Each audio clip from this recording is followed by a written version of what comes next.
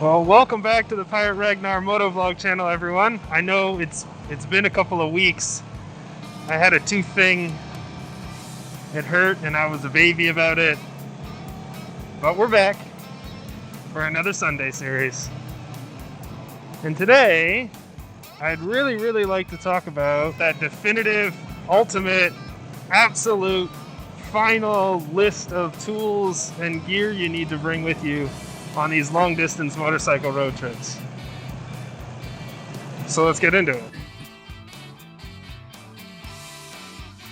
Okay, so the first disclaimer I gotta be completely honest with you about is unless you're riding the exact same bike as me, our tool list is going to be different. I don't want people to take from this that this is going to be a definitive list of all of the exact tools that you're going to need no matter what, because that would be awfully ambitious of me to provide for the dozens upon dozens of brands of bikes, let alone the different models that they make and all the things that you're going to need.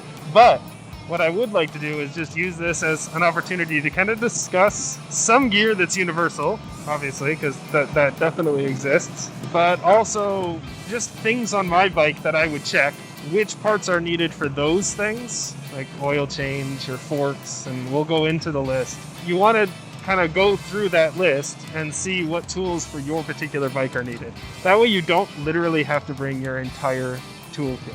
It's tempting because you kind of never know what you're going to need. So it is incredibly tempting to just bring your entire toolkit, but weight is an issue. And if any of you are doing your trips on smaller bikes like mine, then it's increasingly an issue, because yes, I do think these bikes can do anything basically those bigger bikes can do. And I'm a little opinionated.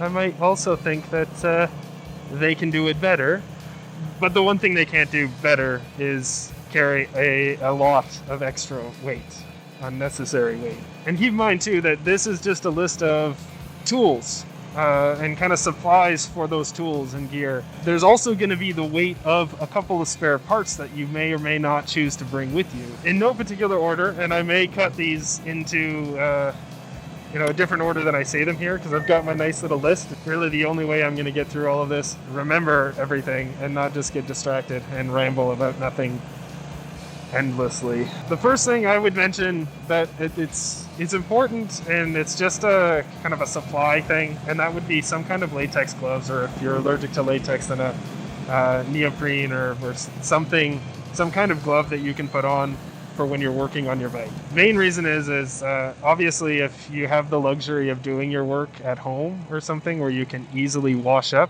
wasting the gloves or taking the time to put gloves on is not as big of an issue. When you're working on your bike on the side of the road and you know that when you're done, you don't have a sink that you can wash up really well in, and you're really stuck putting your riding gloves back on after, then I would seriously consider making sure that you have some gloves. And I'll just wrap this into just having a first aid kit. This is nothing to do with motorcycle repair or maintenance, but those gloves just go hand in hand with a first aid kit. Just have a first aid kit and throw in a whack load of extra gloves so that you can double that as your supply road maintenance as well. One of those universal supplies that everybody should have at least a little bit of is tape. I kind of break this into two categories, those being that you want to have electric tape for any electrical work that you need. Electrical tape is very different than any other kind of tape. Obviously, it has different properties and it's pretty useless for holding anything together. In that case, like, Gorilla Tape is amazing. So I recommend having some Gorilla Tape. Now, the Gorilla Tape roll is a little excessive. You can get the smaller rolls, the skinnier stuff. If you have one of those, then just bring that.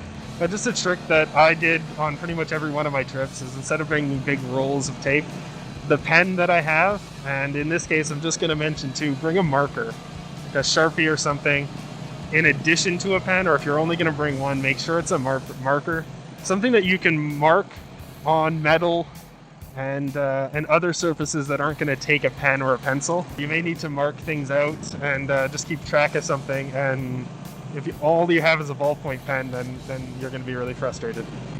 But on that pen or marker, what you can do is just wrap some tape around it. So right off the roll, just wrap it as cleanly and as tight as you can so that it stays clean and usable, and then just unroll tape from that as you need it. That way you're not stuck bringing rolls and rolls of extra tape as well. You kind of condense it. A set of needle nose pliers. I really encourage you guys, especially if you've got a lot of cables on your bike, you don't have as much electronic as the newer bikes that have, you know, electronic cables and all those kinds of things. If you got a lot of cables to deal with, then make sure you've got a nice pair of curved needle nose pliers. If you don't have nice long curved ones, then try and just get the longest pair that you have and reach those really tight areas, you know, big clumsy fingers can't get to. I also always have a knife on me, just as an everyday carry kind of thing, but make sure that you have one with you on your bike as well. As a tool, it should be on your person, in my opinion. Also, I carry like quite a few different knives on trips. I don't carry a bunch of knives on me every day, but there's quite a few different knives that I use on different trips. It's just good to have a healthy collection that serve different things, and that way you're not using like a really good sharp knife for prying something or etching something off if you need to move some dirt or things. So just have a couple of different knives that are good for different purposes that you can stash away in different areas of your kit. The next thing would be a pry bar. So this is just a little crowbar as an example. It's incredibly convenient to have one of these, and you won't know why until you need one.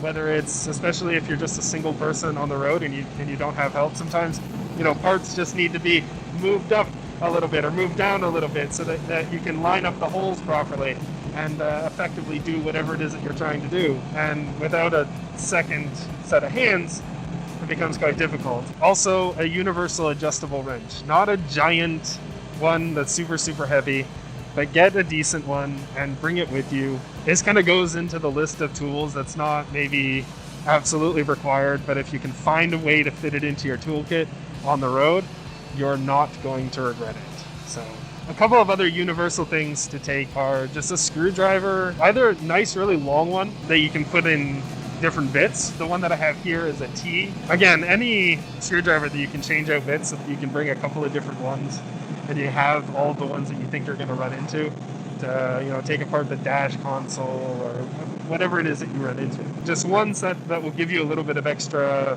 torque when you need it. So these T screwdrivers are fantastic. I love them. But also Allen keys. So I'm going to mention two things here real quick. One, again, don't bring the whole Allen key kit. We're going to go through a series of things that you want to check on your bike and then find out which tools you need for doing those certain things. On the CB450, I need the 6mm Allen keys for adjusting the handlebars. And off the top of my head, I can't remember what it is, but there's one other thing that I need a 5mm Allen key for. So I carried the two with me. I also carry I think a 3/32 or something Allen key. And it's just another thing to keep in mind is that sometimes you might have an almost entirely metric bike because it's built in Japan, but things that you add on to the bike are made in America or something like that. So just again, double check all of the things that you think may or may not need to be repaired or fixed or adjusted. In that example, it's the fog lights that I usually use on the bike. The mounts happen to have little Allen keys that are require Allen keys that are in metric, or oh my god, I can't speak. That require Allen keys that are in standard. So yeah, it's gorgeous out today. Another little universal thing to make sure that you have with you, just to be safe, is a spare set of keys.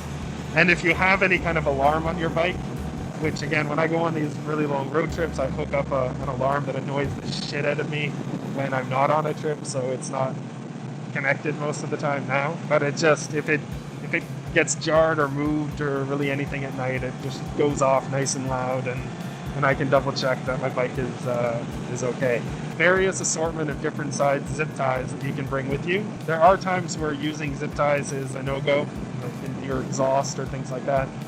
And hopefully any use that you have for steel wire is something temporary until you can get to a parts store or a fastener shop and get a couple of screws that have fallen out or whatever the case may be. Having some steel wire with you is really important. The other thing is string. Useful for all kinds of stuff, whether it comes to the luggage that you have on you or just holding a part out of the way for a little bit, but making it easy to take off. So for example, if you're doing your brakes and you need to hold the caliper up out of the way without it hanging on the brake cable, some string that you can easily cut with your various assortment of knives would be really convenient. Wire, Just trust me, especially if you have an old bike. This particular bundle of wire is hooked up to a switch so that I can test some things, but it's also something that I'll cannibalize for any purpose on the road. So it's got two nice, decent lengths of high gauge wire. It's good for pretty much anything that I need to repair on the road. You also want to make sure you have the various fuses that you need. Guys, on your vintage bikes, especially you, there's a lot of pretty unique either fuse ratings or sizes and lengths that aren't actually that easy to find at like a regular auto parts store like an O'Reilly's or a Lordco or whatever's in the area that you're traveling through. And fuses are really, really light, so just bring them with you. Spare bulb. The bulbs are pretty universal. If you can get to a parts store, you're likely to find something that fits and that will work. If you notice on the side of the road in the middle of the country that that's when it's broken and it's not working, and you'd rather be safe than sorry, then bring some spare bulbs with you. Just keep in mind how you pack them, because obviously bulbs are a bit more delicate than everything else and don't sustain the vibrations if they're parked up against something solid. So wrap them in something, put them in a container, but bring some spare bulbs with you for sure. If you have to work on your bike at night on the side of the road, I really encourage you guys to just get a cheap head-mounted light that you can slap on when you need to do some work in the middle of the night. And then the other thing would be a multimeter. For some of the guys with the newer bikes, it's, I guess, arguably less important, because it's more likely that the issue you're having is not electrical and something that you're going to fix, because it's probably a computer, one of the ECUs or whatever they call them in your brand of bike, but one of the tiny little computer modules that has malfunctioned on you. So good luck. That sucks. But if you've got one of the older bikes, or really for lots of other reasons, you want to make sure that you have a multimeter. You're not going to be able to track down the electric gremlins very well without a lot of extra frustration if you don't have a multimeter. And please spend some time learning how to use a multimeter before you're on the road with it. They're really easy to use. The kind of logic behind just general checking of circuits and things is pretty simple. You don't need to be a master electrician. Obviously, don't mess with too much. If you're not understanding things, then don't mess with it. But get a multimeter, know how it works, start to learn what to expect in terms of signals from various parts of your bike.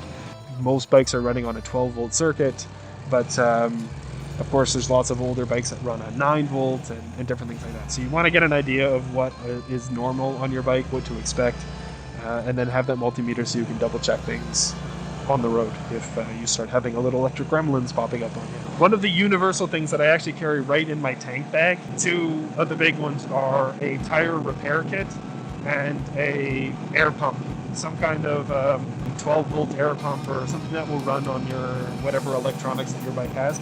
Obviously, if something happens and you're close to, or you can get to safely on the tire to a gas station or something that has an actual good air pump, I would prefer to use that almost every single time. Do that if you can, but it's a shame when you're in the middle of nowhere and you get a flat and you can fix it, but then you don't have a pump to pump it up. So make sure you have some kind of pump and test that it works.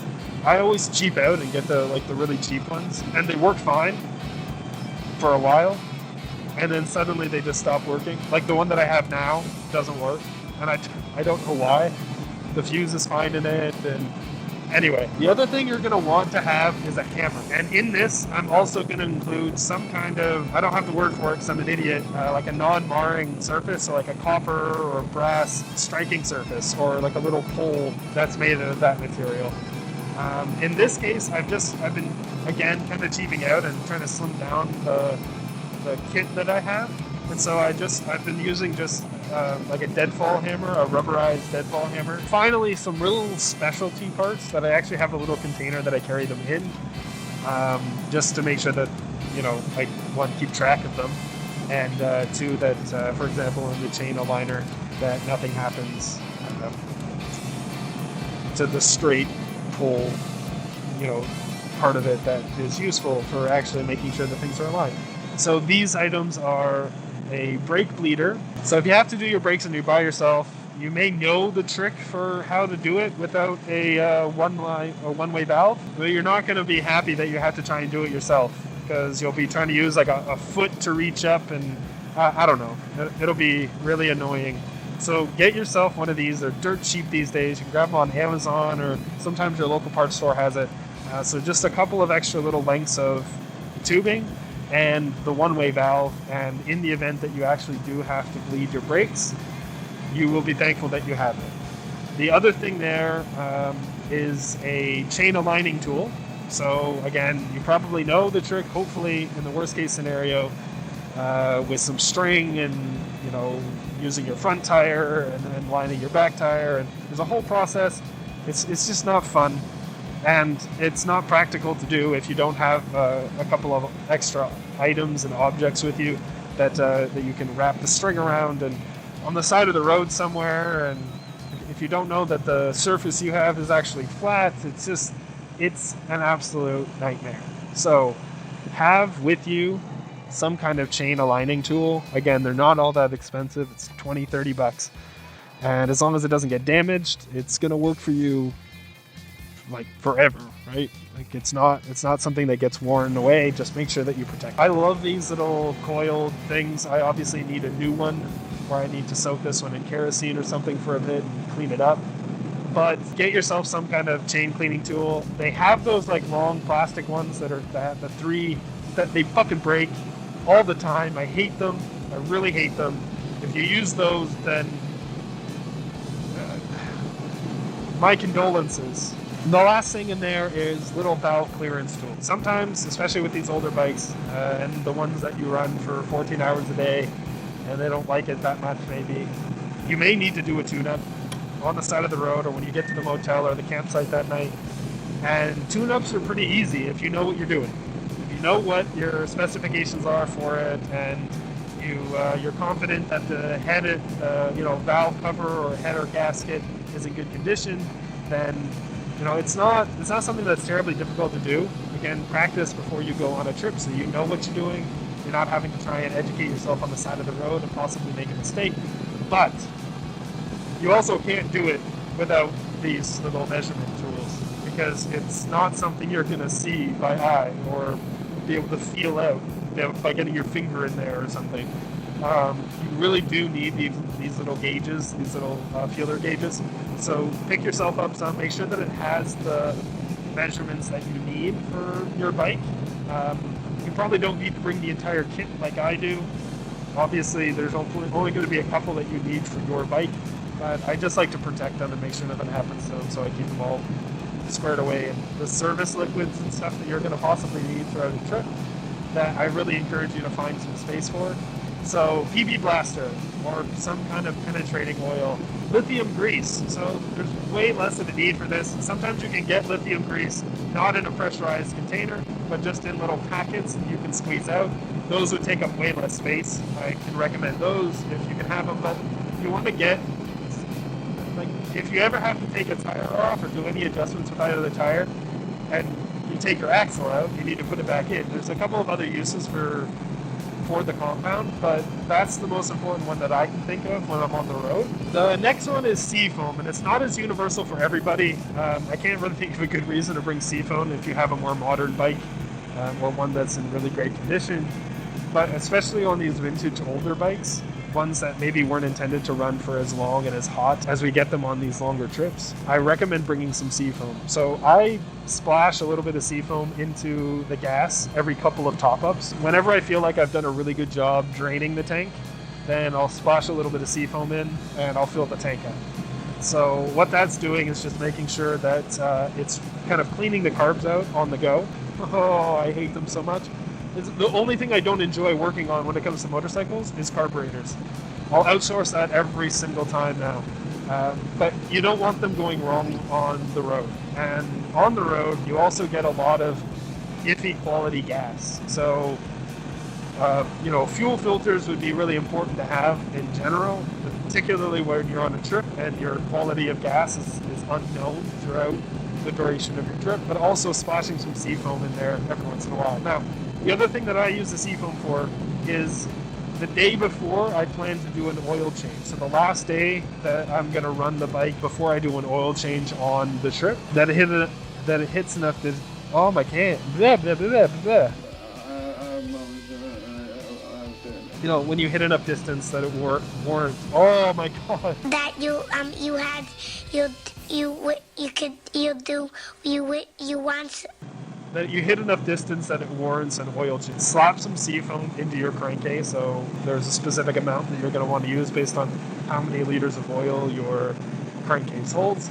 But just toss a little bit of seafoam in there for that last day, and I just swear by it. It's something I've always done. I really only have anecdotal evidence to say since I started doing that, I have fewer issues. It just helps clean the internal workings of the sludge and stuff that builds up as oil decomposes or gets sheared inside your engine. Splash them in there, and the next day, change your oil. We're done first sheet. If you break down on the side of the road, quite often, especially on these trips, if you're running longer and hotter than you normally do, you're burning off more oil than you expect, and sometimes it's really just a matter of giving your engine a moment to cool down a little bit and then topping her up on some oil and you're good to go. Also, there's a lot of repairs that you may need to do that the specifications or the instructions on doing those repairs almost universally tell you to oil up the item before you replace it. So it's just having that spare thing of oil with you before you need it is super, super useful. Brake cleaner, and this I guess also comes back to something I forgot to mention about the latex gloves, is brake cleaner is just great for cleaning anything, not just brakes, but basically anything, because it's an incredible solvent. But it's also usually extremely toxic, or if you're actually working with brakes, that's crazy, crazy toxic.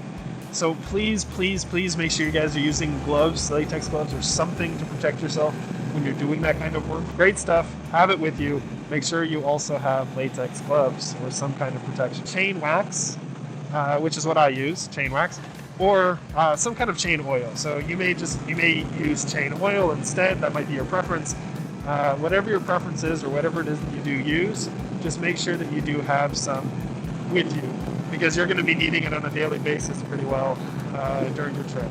That's just that's a de facto fact of being on these long trips. Now we get into the socket wrenches, the heavy bulk part of your tools, socket wrenches and spanners and things like that. So what is it that you need? And really, I would break this down into a series of things that you may need to work on your bike during a trip or on the side of the road in an emergency kind of situation. Because I knew I wouldn't think of them all on the road, and I guarantee I didn't think of them all while I was sitting at home brainstorming this list.